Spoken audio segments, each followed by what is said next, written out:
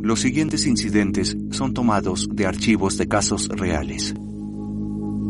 Estas son investigaciones reales sobre ovnis.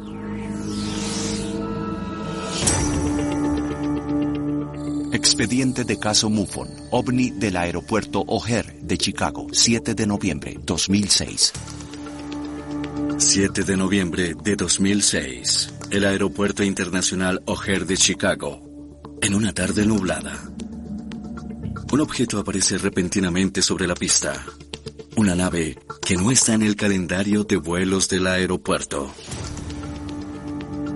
Durante la hora pico del aeropuerto O'Hare de Chicago, uno de los más transitados del país, apareció de repente un disco de apariencia metálica sobre la puerta C-17.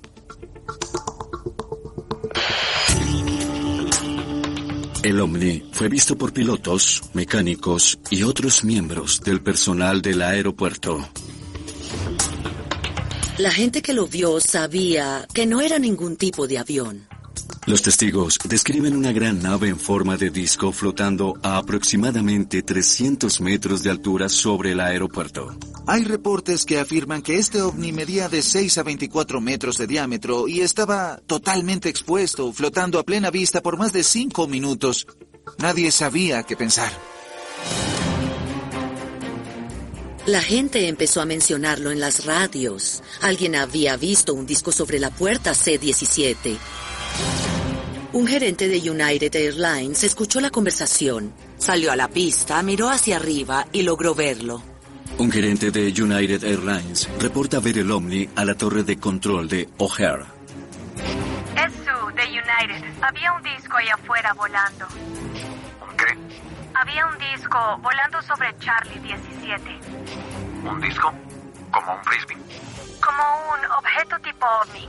Luego de 7 minutos, el ovni repentinamente desaparece. Fue visto por todos, despachadores, pilotos, pasajeros, y de repente salió disparado con tanta fuerza que hizo un agujero en las nubes. Se podía ver el cielo. Y luego el ovni se había ido. Desapareció en el cielo. Y con tantos testigos creíbles, es un progreso en cuanto a avistamientos, ¿no? Bueno, piensen de nuevo. Unos 12 empleados de United Airlines vieron el ovni, pero al ser entrevistados al día siguiente se les pidió no hablar de ello. Se les pide a los pilotos y profesionales de aeropuerto que no revelen sus historias al público. De ser así, ¿quién está detrás de estos encubrimientos? ¿Y qué secretos guardan en los cielos hostiles? La Mutual UFO Network, conocida como MUFON por sus siglas en inglés, es una organización independiente sin relación con ningún gobierno que investiga informes de avistamientos de ovnis en todo el mundo. En las últimas 5 décadas, han reunido más de 70,000 expedientes y los han resguardado en un lugar seguro llamado Hangar 1. Ahora, por primera vez, MUFON abre las puertas de su extenso archivo. Estos son los expedientes de Hangar 1. Hangar 1. Expedientes extraterrestres. MUFON investiga los cielos hostiles. Hangar 1. Expedientes de MUFON. Los pilotos de aerolíneas pasan cientos de horas en el aire cada año, lo que los ubica en la primera línea del fenómeno ovni. ¿Es posible que estén encontrando ovnis y no los reporten? ¿Qué es lo que ven? ¿Y por qué no se informa al público sobre estos acontecimientos? El incidente de 2006 en el Aeropuerto Internacional O'Hare de Chicago es solo un ejemplo. El 7 de noviembre de 2006 a las 4:30 de la tarde, tuvimos un objeto desconocido flotando sobre un aeropuerto principal en hora pico. Este objeto, nadie sabía lo que era, nadie sabía de dónde venía, por qué estaba ahí. No era un avión, era una situación peligrosa. Este evento sucedió 5 años después de los ataques terroristas del 11 de septiembre. La seguridad aeroportuaria estaba en su máxima expresión. Los escuadrones antibomba revisaban bolsos abandonados. Los pasajeros eran requisados al borde del acoso. No solo se buscaban armas convencionales, sino armas exóticas como bombas en los zapatos. Cualquier cosa fuera de lo normal. A pesar de esa situación y de que se presentara este serio problema de seguridad, no se realizó ninguna investigación.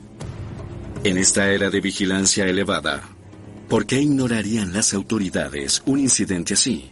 Especialmente uno que involucra a múltiples testigos. Hay al menos 12 empleados de United, personal básico, que son la mayoría pilotos, tripulación y una amplia gama. Reportaron lo mismo con notable consistencia, lo informaron a sus superiores y se les ordenó no seguir indagando en esto. Uno de ellos desertó y lo informó al Centro Nacional de Reportes de OVNI, así se supo. The Chicago Tribune publica la historia, incitando a más testigos a contar su experiencia. Ya fuera por preocupación por la seguridad pública o porque la gente necesitaba saber, al menos 6 personas hablaron con los medios, pero anónimamente, ya que temían las consecuencias. Cuando el reportero del Chicago Tribune contactó a la aerolínea, esta ni siquiera reconoció que el evento hubiera sucedido. El reportero del Tribune recibió esta respuesta de United Airlines mientras hablaban por teléfono.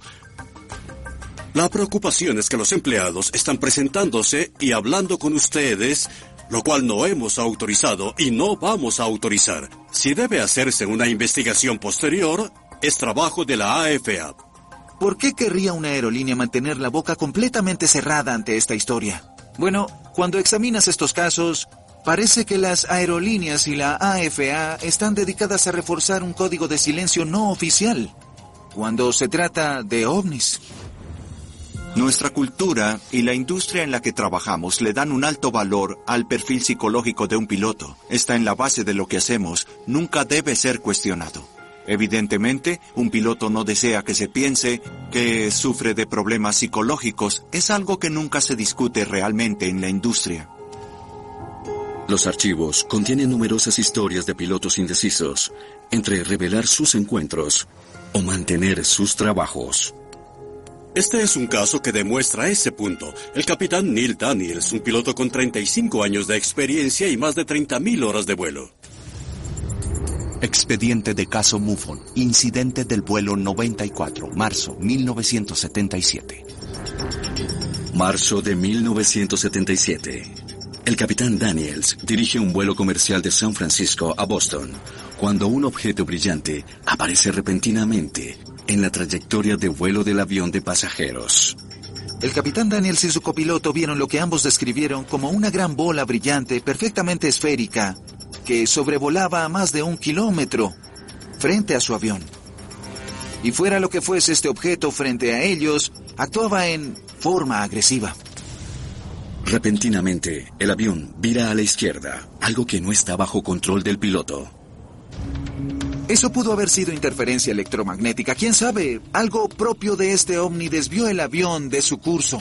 La torre comunicaba: ¿qué crees que haces? Era un caos y luego terminó. El capitán Daniels recuperó el control. Sin embargo, el ovni continúa acercándose rápidamente al avión. La luz cegadora voló al lado del DC-10 por varios minutos. Luego salió disparada a una velocidad que no creyeron posible. El objeto desaparece y el capitán Daniels aterriza a salvo, pero le preocupa revelar la historia. Como a cualquier piloto le preocupaba lo que pensaba la gente. ¿Creerían que estaba loco? Pero Daniels sabía lo que él y su tripulación habían visto y finalmente no pudo seguir ocultándolo. Pocos meses después, Daniels estaba de cacería con su superior. Le cuenta acerca del incidente y la respuesta es: lamento oír eso. Pueden ocurrirle cosas malas a los pilotos que reportan esos incidentes. Pilotos de aerolíneas comerciales a menudo hablan del estigma asociado a reportar avistamientos. Hablar de eso significa una descalificación médica garantizada. Las aerolíneas no quieren pilotos que afirmen haber visto ovnis. Se sabe que si abres la boca acerca de este tipo de cosas, puedes perder tu trabajo. Dado que hay tanto estigma y ridiculización en torno a las personas que hablan de ovnis, se necesita mucho coraje para que algún piloto o persona de la aviación mencione un evento ovni. El Hangar 1 contiene numerosas historias de pilotos que vivieron aterradores encuentros con ovnis y decidieron permanecer anónimos. Pero hay otros que están dispuestos a arriesgarlo todo. Luego de que ambos ovnis despegaron, llegó un tercero. El capitán Teroshi lo describió como una luz blanca y plana. Estaba igualando su velocidad, altitud y dirección. Al final observaron algo enorme, lo que ellos describieron como una nave nodriza. La decisión de un piloto de salir a la luz pública hace su vida a pedazos. Hangar 1. Expedientes de MUFON.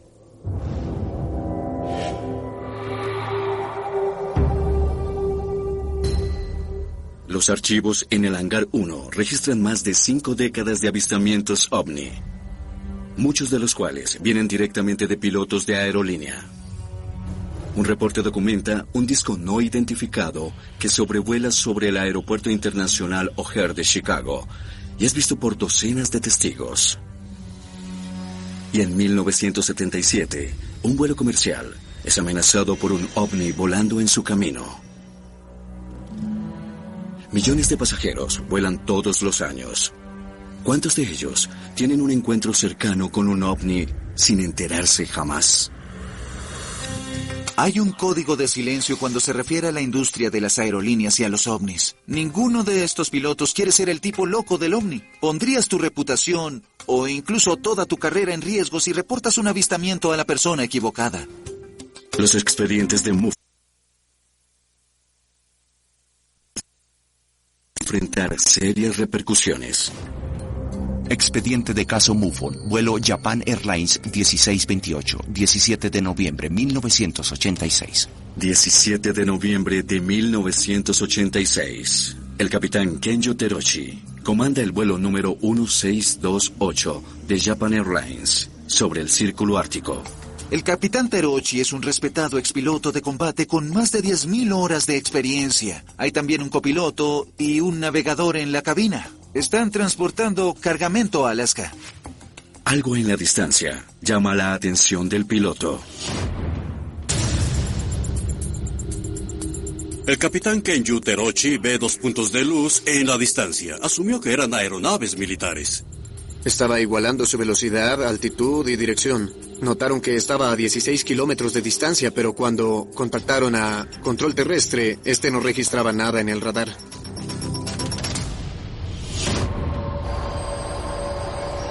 Estas aeronaves sin identificar no solo eludieron la detección por radar de alguna forma, también empezaron a moverse de manera inesperada. Empiezan a precipitarse por el aire. Incluso dijo que lucían como un par de cachorros jugando, porque se movían en ángulos increíbles. El objeto volaba como si la gravedad no existiera. Los ovnis ejecutan entonces una peligrosa maniobra. Es cuando una de las naves se sitúa a unos 150 metros frente al 747 y activa sus propulsores. El capitán Teroshi puede sentir el calor de los propulsores cuando el objeto pasa justo sobre ellos. Teroshi y su tripulación observaron a la nave alejarse y volverse un punto en el horizonte. La historia no termina ahí. Luego de que ambos ovnis despegaron, llegó un tercero.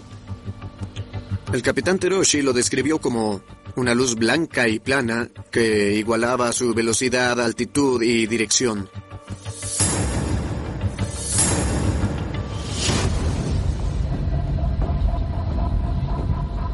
Y al final observaron algo enorme, lo que describieron como una nave nodriza, una gigantesca figura circular que tenía luces a su alrededor. Absolutamente enorme, según la describieron.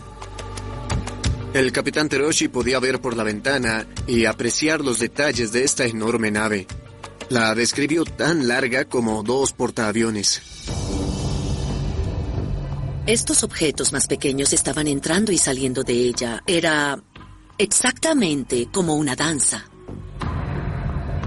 Nos preguntábamos y temíamos cuál era su propósito. En un momento el piloto maniobró para intentar escapar de estos objetos que volaban a su alrededor. Daba muchas vueltas y al mismo tiempo seguía reportándose. La torre puede ver ahora estos objetos en el radar. Preocupados por el encuentro, ofrecen enviar jets militares para escoltar el avión de Teroshi. Pero inesperadamente, él los rechaza.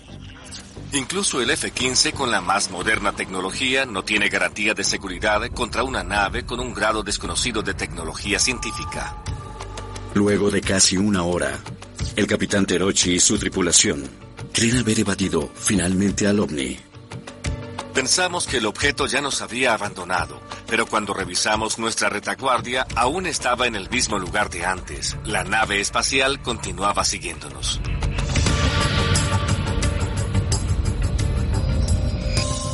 El ovni finalmente desaparece y el capitán Teroshi aterriza a salvo en Anchorage. Reportan su encuentro a la AFA, quienes inician una investigación exhaustiva. John Callahan en ese entonces era el director de la Oficina de Accidentes e Investigaciones en la AFA. Un cargo bastante alto. Él tomó de la cabina la cinta de audio de las conversaciones y la juntó con la cinta de radar para que estuvieran sincronizadas de tal manera que se podía ver qué estaba sucediendo en la pantalla del radar mientras se escuchaba la conversación. Y al hacer eso se apreciaba que los puntos luminosos del radar correspondían a lo reportado por los pilotos. Él tenía este video que ensambló y debido a su contenido era muy importante. El expediente reporta que días después, Callahan recibe una visita inesperada de la CIA. Al equipo de Callahan se le ordenó presentar los reportes de radar y evidencias al FBI, a la CIA y al equipo de estudios científicos del presidente Reagan. Al completar la presentación, de acuerdo con Callahan, uno de los sujetos de la CIA se adelantó y dijo: "Este evento nunca ocurrió, nunca estuvimos aquí. Estamos confiscando esta información y ustedes tendrán que mantener el secreto". Las grabaciones de audio y evidencia son supuestamente confiscadas, pero hay un cabo suelto: el piloto. El reporte de Teroshi a la AFA establece que vio un ovni. Ninguna otra explicación era posible, pero pudo haber cruzado una línea cuando lo comentó con un periódico local japonés. Japan Airlines no estaba muy contenta con él. Y a pesar de tener un expediente impecable, se le dijo que volara un escritorio. Esa es la expresión que usan cuando se le niega a alguien el pilotaje y se le da un trabajo de oficina. Eso le pasó al capitán Teroshi por hablar acerca de este incidente de ovni. ¿Han sido siempre penalizados los pilotos que hablan acerca de sus encuentros con ovnis? Un examen más exhaustivo de los expedientes de Hangar 1 provee algunas respuestas. Hubo un tiempo en que las aerolíneas y el gobierno solían tomar los reportes de ovnis muy seriamente. Investigaban los reportes de avistamientos por parte de pilotos y eran sancionados por salir a la luz pública. Un evento en particular de 1952 fue cubierto ampliamente por los medios. Eran dos pilotos, William Nash y William Fortenberry. Ellos notaron que bajo ellos había un escuadrón de 8 ovnis en formación cerrada. Esta historia recibió atención de los medios y Pan Am Airlines no se preocupó por encubrir nada. Hangar 1, expedientes de MUFON. Dentro de Hangar 1, los archivos de MUFON contienen miles de reportes de avistamientos de ovnis de pilotos de aerolíneas alrededor del mundo. Pero dichos encuentros a menudo permanecen sin reportar y sin ser investigados por las autoridades. ¿Se debe a las severas consecuencias que enfrentan los pilotos que lo reportan? Sin embargo, una revisión a los archivos revela que este no ha sido siempre el caso.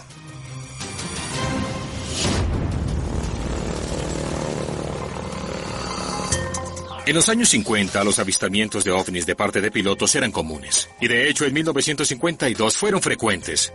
Fue un gran año en general. Expediente de caso MUFON, incidente ovni Nash Fortenberry, 14 de julio 1952. 14 de julio de 1952, 9 p.m. Un vuelo de Pan Am vuela sobre las oscuras aguas de la bahía de Chesapeake, cuando los pilotos notan una extraña actividad bajo ellos. El 14 de julio de 1952 había dos pilotos, William Nash y William Fortenberry. Ellos notaron que bajo ellos tenían un escuadrón de ovnis volando en formación cerrada. Ambos pilotos describen las naves con mucho detalle. Todos estos ovnis irradiaban un brillo anaranjado intenso y ardiente. Estaban volando en una formación echelon, es decir, en línea recta diagonal. Fueron capaces de deducir su velocidad gracias al terreno y la precisaron en unos sorprendentes 19,000 kilómetros por hora. Mientras los pilotos miraban estos objetos, los ovnis cambiaron de curso repentinamente. Y dos naves más aparecieron de pronto en el cielo nocturno, uniéndose a la formación de vuelo. Ahora habían visto 8 ovnis que se movían mucho más rápido que ninguna aeronave conocida entonces, y los pilotos de Pan Am reportaron que, debido a cómo maniobraban, eran controlados inteligentemente. Escribieron un reporte completo de esto. Repentinamente las luces en todos los objetos se apagaron y momentos después se encendieron. Luego todos ascendieron describiendo un arco. Los pilotos están observando estos ovnis y están surcando el cielo a velocidades imposibles. Ellos no tenían idea de lo que les iba a pasar y decían, ¿van a estrellarse? ¿Van a atacarnos? Y luego la formación de ovnis cambió una vez más. Los ovnis ascienden por encima del avión y sus luces se apagan una a una. Esta vez, no reaparecen. Así que la tripulación de vuelo presenció este asombroso evento y los pilotos Nash y Fortenberry no son tus testigos. Estos sujetos, de hecho, sabían lo suficiente sobre aeronaves de tecnología de punta. Fortenberry sirvió en la Segunda Guerra Mundial en la unidad aérea. Nash también prestó servicio identificando aeronaves y submarinos experimentales. Los pilotos veteranos están anonadados por su encuentro aéreo. Miramos al cielo, esperábamos que algo más apareciera, aunque no fue así. Había platillos voladores y los habíamos visto. Los capitanes Nash y Fortenberry reportan el evento a la aerolínea y al ejército. Es interesante notarlo, porque si el incidente ocurriera hoy, la historia hubiera terminado ahí. Pero en 1952 vemos que había una actitud muy diferente, más abierta y transparente en lo que a ovnis respecta. Esta historia recibió atención de los medios y Pan Am Airlines no se preocupó por encubrir nada. Pan Am lanza un comunicado apoyando el relato de sus pilotos afirmando: obviamente, los discos no eran producto de su imaginación. La Fuerza Aérea de Estados Unidos tomaba los avistamientos de pilotos en serio, ya que estos pasaban miles de horas en el cielo, eran observadores entrenados, y cuando reportaban algo extraño como un ovni, prestaban mucha atención. Incidentes como el encuentro de Pan Am incitaron al gobierno a crear una unidad oficial de investigación ovni. En 1952, el proyecto Libro Azul es fundado para rastrear reportes de pilotos tanto militares como comerciales. El proyecto Libro Azul era una rama investigativa con 2 objetivos. 1, analizar datos de ovnis científicamente. Y 2, determinar si los ovnis representaban una amenaza a la seguridad nacional. El proyecto Libro Azul investiga miles de reportes de ovnis de pilotos de aerolíneas. Hay un reporte de un piloto de aerolínea que es famoso por rebatir rumores de ovnis, hasta que se encuentra cara a cara con uno. Vi lo que pensamos que era un meteoro brillante y esperábamos verlo desintegrarse en llamas con el destello común, algo que los pilotos ven con frecuencia. De repente se movía hacia adelante y hacia atrás, subía y bajaba, a veces hacía giros de 90 grados en un instante. Luego de 30 segundos el objeto se detuvo y sobrevoló frente al avión. ¿Qué sucede cuando un escéptico se convierte en un creyente en los ovnis?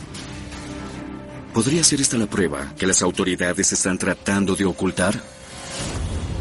Y más tarde, se reporta un ovni que se estrella contra un avión de línea, casi originando un desastre. A 5 kilómetros para el aterrizaje, los pilotos comunicaron que 3 objetos acababan de cruzarse con su avión. Después llegó una llamada de auxilio. Los pilotos reportaron que habían perdido el control del avión. Mientras que otro encuentro en el aire arroja un resultado más trágico. Los archivos MUFON, guardados en el hangar 1, revelan que los avistamientos de ovnis por pilotos de aerolíneas comerciales fueron tomados en serio alguna vez y condujeron a una investigación llamada Proyecto Libro Azul. Los avistamientos de ovnis por pilotos continúan a través de los años 50, incluyendo un encuentro cercano que convierte a un líder desmitificador de ovnis en un creyente. Expediente de caso MUFON, avistamiento ovni del capitán W.J. Hall, 14 de noviembre de 1956. 14 de noviembre de 1956. El capitán W.J. Hall comanda el vuelo 77 de Capital Airlines rumbo a Alabama. Esto fue en 1956, en una era de gran auge para los avistamientos de ovnis, reportados por pilotos, pero el capitán Hall no creía en ovnis. El capitán Hall era un escéptico. Escribió un artículo para la revista de una aerolínea llamado El obituario del platillo volador. Durante el vuelo, él y su copiloto observan una luz brillante en el cielo. Vieron esta luz adelante y al principio pensaron que era un objeto, pero luego el objeto hizo algo que ningún meteoro podía hacer. Vi lo que pensamos que era un meteoro brillante. Desaceleró rápidamente, como cualquier meteoro cuando entra en las capas más densas de la baja atmósfera terrestre, y esperábamos verlo desintegrarse en llamas con el destello común, algo que los pilotos ven con frecuencia. Pero el objeto repentinamente cambia de dirección. De repente se movía hacia adelante y hacia atrás, subía y bajaba, a veces hacía giros de 90 grados en un instante. Luego de 30 segundos el objeto se detuvo y sobrevoló frente al avión. Así que el capitán Hall, este piloto que no creía en ovnis, de repente se encontró cara a cara con uno. Luego de varios minutos, el ovni reinicia su movimiento y sale disparado lejos del avión. Él afirmó que el ovni salió disparado sobre el Golfo de México, ascendiendo en un ángulo asombroso y con una velocidad tan fantástica que se volvió rápidamente una punta de alfiler y se perdió en el horizonte. Obviamente, luego de eso, ya no era el escéptico que había sido antes. De hecho, reportó el avistamiento a la torre. Pero para 1956, a pesar del reporte del capitán Hall, la efectividad de Proyecto Libro Azul comienza a ser cuestionable. El Proyecto Libro Azul solo estaba a cargo de investigar los reportes y decidir qué era este objeto desconocido y si se podía identificar. Y si no podían, entonces simplemente era ahí donde terminaba la investigación. Documentaron estos ovnis volando sobre nuestras cabezas, pero aún así nadie se estaba acercando a descubrir qué eran estas cosas o de dónde venían. Pero en lugar de investigarlo, empezamos a ignorar o ridiculizar los avistamientos de ovnis. Y antes de darnos cuenta, había un estigma en torno a los pilotos que reportaban avistamientos. Y desde ese momento en adelante, su mandato era no explicar el avistamiento, sino dejar de hablar de ello. Los pilotos en la segunda mitad de los años 50 empezaron a encontrar resistencia en el ambiente en contra de la entrega de reportes. En 1969, cuando la Fuerza Aérea cerró el Proyecto Libro Azul, ese fue el fin. Dejaron que la gente lidiara con este problema por su cuenta. Con el Proyecto Libro Azul cerrado, la postura oficial del gobierno en torno a los ovnis es que no existen. Es como un avestruz que entierra la cabeza en la arena. En menos de 20 años pasamos de investigar este fenómeno a fingir que no está ocurriendo. Los archivos del Hangar 1 indican que para los años 70, la postura oficial del gobierno en torno a los ovnis cambia de investigación a supresión, lo cual es reforzado oficialmente por las reglas de la AFA. En la sección 981 de sus reglas y regulaciones le dicen explícitamente a los pilotos, si usted como piloto está preocupado por un objeto desconocido que ponga en peligro su vida o la de sus pasajeros debido a un fenómeno ovni, siguen sin querer recibir el reporte. De hecho, te dicen que lo reportes a las autoridades policiales locales. Así que eso quiere decir que al sheriff, que se encuentra a 91 kilómetros en el pueblo bajo el lugar del acontecimiento, ¿qué se supone que harán ellos? En los años 70, los reportes de ovnis estaban siendo completamente ignorados por la AFA. Y esto es interesante, ya que durante la misma era, en otros lugares del mundo, estamos empezando a ver algunos de los casos modernos de ovnis mejor documentados. Hangar 1. Expedientes de MUFON.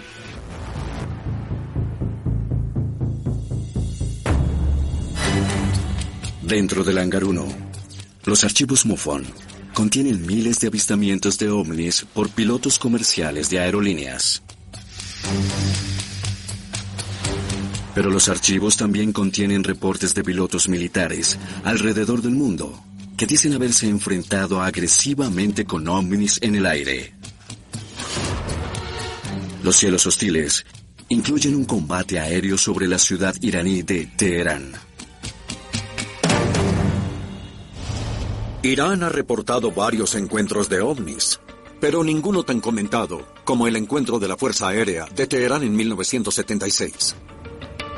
Expediente de caso MUFON. Encuentro ovni en Teherán, Irán, 19 de noviembre 1976. 1976, Irán. Múltiples testigos observan una anomalía en los cielos sobre la ciudad de Teherán. Ciudadanos empezaron a llamar para reportar a un objeto brillante con forma de diamante en el cielo, un poco parecido a una estrella. Hay reportes de haber visto el ovni a más de 112 kilómetros de distancia. El objeto es observado por un general de la Fuerza Aérea iraní. Jets de combate son desplegados para investigar.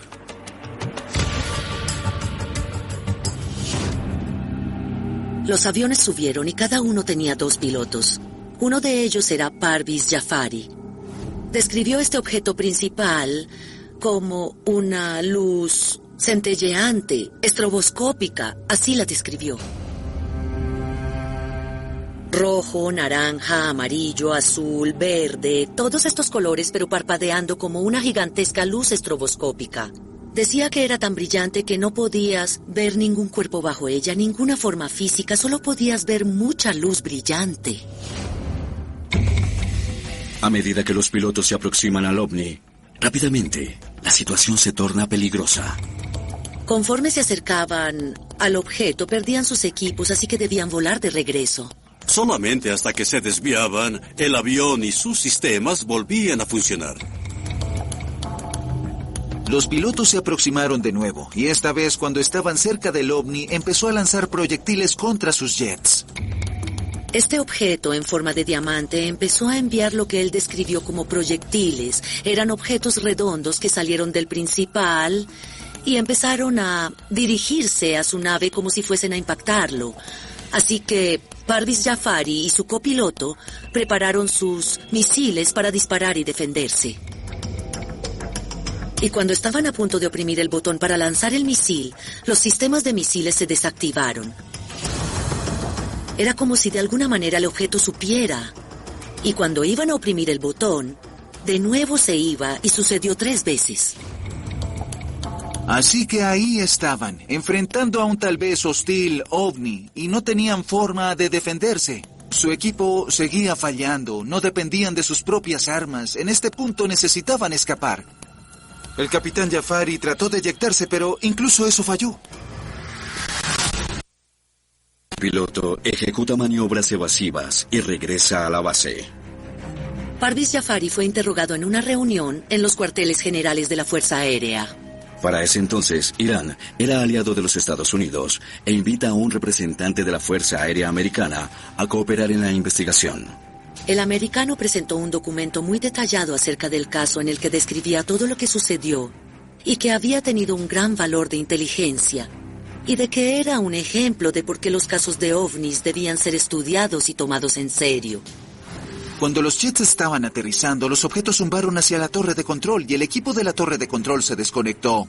Así que había evidencia sólida de que fuese lo que fuese aquello con lo que lidiaban, tenían los medios para apagar los sistemas a voluntad, sus jets, sus radares y sus comunicaciones. Es otro evento que nunca ha sido explicado. No sabemos qué era ese objeto brillante. El incidente de Teherán sugiere la posibilidad de que los ovnis representen un peligro real para pilotos y aeronaves. Y si jets militares altamente avanzados pueden ser amenazados, ¿qué tan seguros son los cielos para los vuelos comerciales? Este avión a reacción se acercaba al aeropuerto en una tormenta con truenos y relámpagos. A 5 kilómetros de su aterrizaje, los pilotos informaron que 3 objetos se habían cruzado con su aeronave. ¿Por qué los investigadores ignorarían el detalle más extraordinario de este caso? Un choque que causó 127 muertes. Hangar 1. Expedientes de MUFON.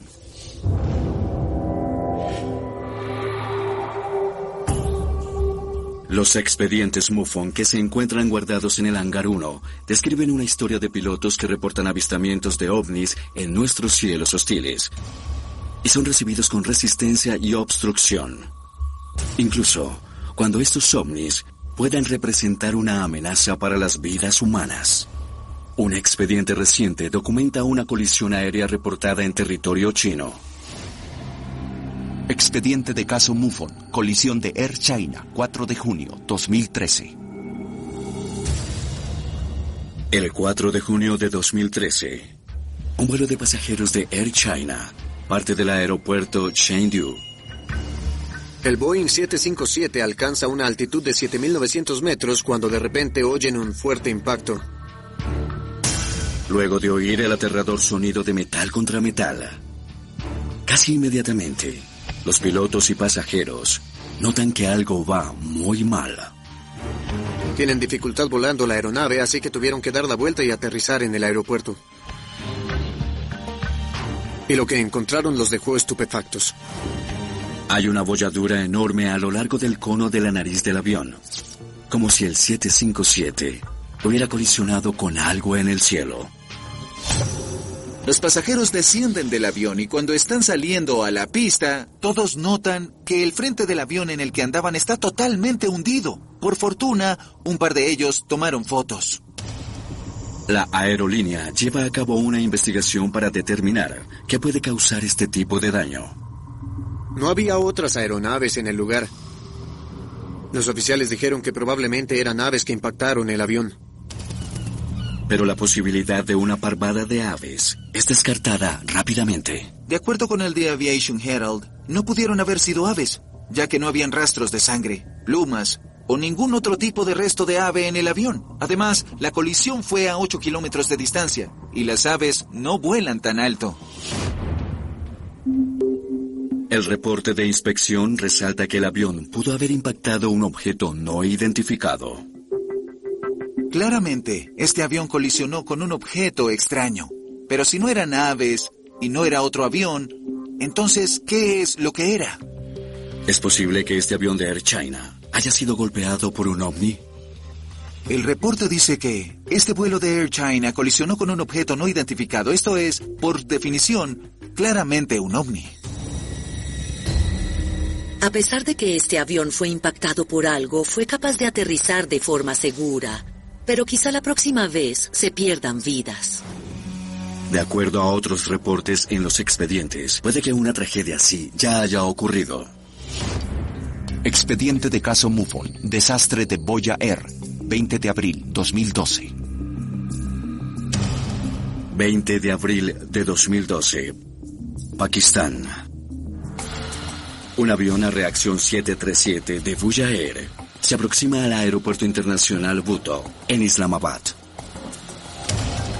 Este avión a reacción estaba por llegar al aeropuerto en una tormenta con rayos y truenos. A 5 kilómetros para aterrizar, los pilotos comunican que 3 objetos acaban de cruzarse con su aeronave.